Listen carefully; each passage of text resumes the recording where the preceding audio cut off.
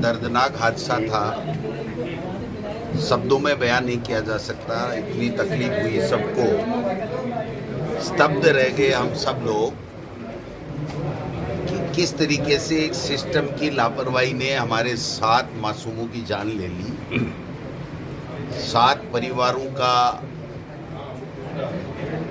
उजियारा खत्म हो गया। कह नहीं सकते।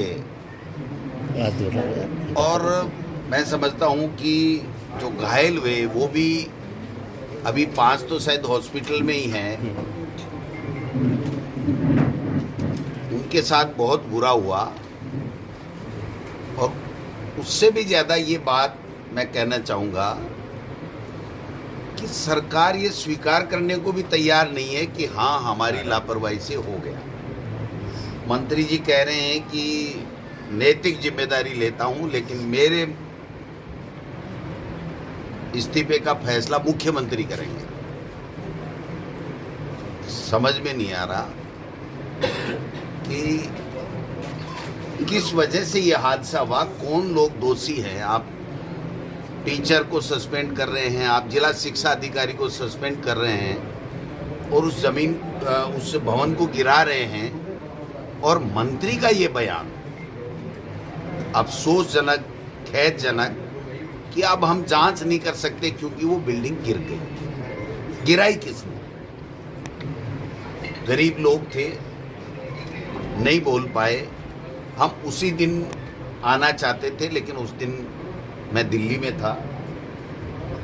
दिल्ली से कोई व्यवस्था हो नहीं पाई और उसके बाद में जो अतिवृष्टि हुई और 2-3 दिन तक यहाँ का जो वातावरण, लोगों में जो आक्रोश था, उसके कारण से हम लॉ एंड ऑर्डर की स्थिति बिगड़ने नहीं देना चाहते थे। क्योंकि वो परिवार इतने दुख में थे, पूरा इलाका इतने शोक में डूबा हुआ था कि उस पे आकर के अगर हम दूसरे दिन यहाँ बैठते तो ये लगता कि ये राजनीति कर रहे हैं इस समय भी। लेकिन मन में उस दिन से ही पीड़ा थी। और मैंने तो ये ट्वीट भी किया था कि मुख्यमंत्री जी, आप सुबह से शाम 30 दिन में से 28 दिन CMR में बैठे रहते हो या दिल्ली हाजिरी लगाते रहते हो अपने आकाओं को खुश करने के लिए। आपको वहाँ पर जाना चाहिए। मुख्यमंत्री का पहला कर्तव्य बनता है कि वो यहाँ आकर के पूरी स्थिति का जायजा लेवे और एक पैकेज, सम्मानजनक पैकेज उन परिवारों को मिलना चाहिए था जो आज की तारीख तक नहीं मिला।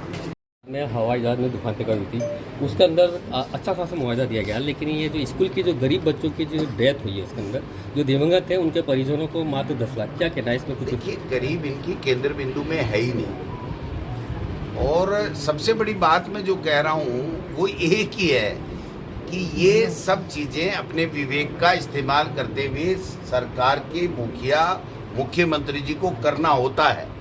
लेकिन मुख्यमंत्री जी लाचार हैं, असहाय हैं। वो 1 रुपया भी, एक काम भी अपनी मर्जी से नहीं कर सकते। अब दिल्ली वालों के कौन मर रहा है, कौन जिंदा है, उसका क्या हिसाब है? वो अपने उसमें विदेशों में प्रधानमंत्री जी दौरों में मशगूल हैं और अमित शाह जी वो अध्यक्ष कौन बनेगा, किसको हटाएंगे, किसको बनेंगे, उपराष्ट्रपति को कब हटाना है, किसको क्या करना है, उसमें दूसरे कामों में व्यस्त हैं। तो उनको राजस्थान से लेना देना नहीं। और राजस्थान के मुखिया को जब तक पर्ची नहीं आए तब तक उसको कोई फैसला लेना नहीं। और इसीलिए ये सरकार नहीं, सर्कस है जो अफसरशाही के रिमोट कंट्रोल से चल रही है। जनप्रतिनिधियों की 1% भी पूछ नहीं है इस सरकार कर दी गई है और कोई सुनने वाला नहीं है। आप इस बात से समझ सकते हैं कि दोबारा न कोई मंत्री यहाँ आया और न मुख्यमंत्री ने एक दिन एक शब्द भी किसी अगर सार्वजनिक समारोह में यहाँ नहीं तो दूसरी जगह बोल देते कि मुझे बड़ी तकलीफ है। और मैं समझूंगा वो तो खुद पर्चे से बने, इसलिए जो पर्ची आ जाती है उतना ही काम करते हैं। अपने विवेक का इस्तेमाल हमारा राजस्थान का मुख्यमंत्री नहीं कर सकता। ये इनको बनाने से, इनकी पर्ची निकालने से पहले पहली शर्त थी कि आप अपने विवेक का इस्तेमाल नहीं करोगे और इस बंदे ने साबित भी कर दिया कि इस्तेमाल भी नहीं कर रहा है और है भी नहीं। वरना इतना बड़ा हादसा होने के बाद में उनको स्वयं को तुरंत यहाँ आना चाहिए था। उनके पास हेलीकॉप्टर था। अभी नौटंकी कर रहे हैं कि हम बाढ़ पीड़ितों को देख रहे हैं, सवाई माधोपुर में गए हैं, तो क्या ये झालावाड़ नहीं आ सकते थे मुख्यमंत्री जी? क्या यहाँ पर उनको नहीं आना चाहिए था? इनको सांत्वना नहीं देनी चाहिए? जो चले गए वो नहीं आ सकते, लेकिन कम से कम दर्द बांटने के लिए तो उनको आना चाहिए था। जो उनकी मैं समझता हूँ कि कोई शब्द नहीं है मेरे पास में कि वो क्यों नहीं आए, किसी के भय से नहीं आए या अपने विवेक का इस्तेमाल कर नहीं पा रहे हैं, क्या दिल्ली से पर्ची नहीं आई, भगवान जाने क्यों नहीं आए। लेकिन हम लोग कल जाएंगे, उनको सांत्वना भी देंगे और हमसे कांग्रेस पार्टी के कार्यकर्ताओं से जो बल पड़ेगा उनकी मदद करेंगे।